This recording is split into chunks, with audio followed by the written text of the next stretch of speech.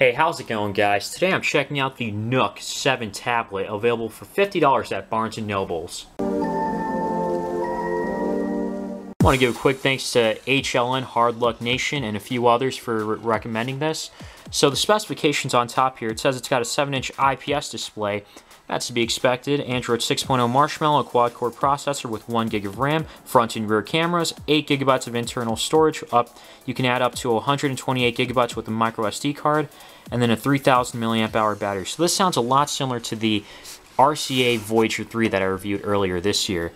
Now, if you guys saw my previous unboxings of some of the RCA tablets, or tablets in general, one of the tablets I got was used. So one nice thing about the Nook tablet is that you can tell whether it's new or not, whether there's a seal here. If it's sealed, then that means it's new. Inside the box, you got the tablet itself, the quick start guide, a micro USB cable to recharge the tablet. This is actually a thick cable, and a USB wall outlet adapter. The camera isn't protruding at all, so it's completely flat, so when you put it on a table, you won't have any problems. It's fairly thin too, not too thick. So we have the tablet starting up right now. And you got the seal here, screen protector I mean. Put that to the side. Then we've got the smooth textured back here that I kind of like. The N logo for the Nook, the camera on top that's not protruding. I like how it's in the middle compared to the other tablets that I've seen. Nothing on the bottom except for the speaker down here.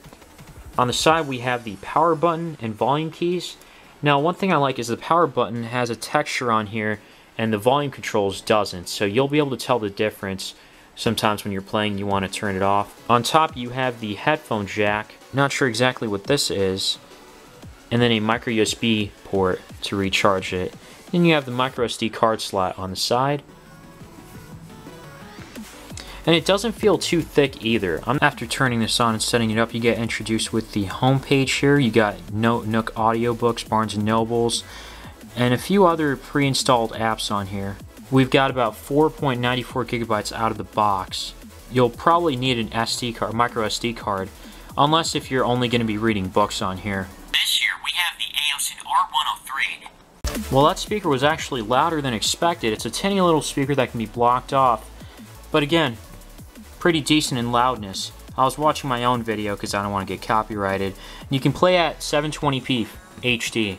Even though I want to say this resolution is probably at 1024 by 600, but I'll have the full specs down in the description, along with where you can buy it from, or you can go to Barnes & Noble store. On the Antutu Benchmark, this gets a score of 34,000. That's a pretty high score here.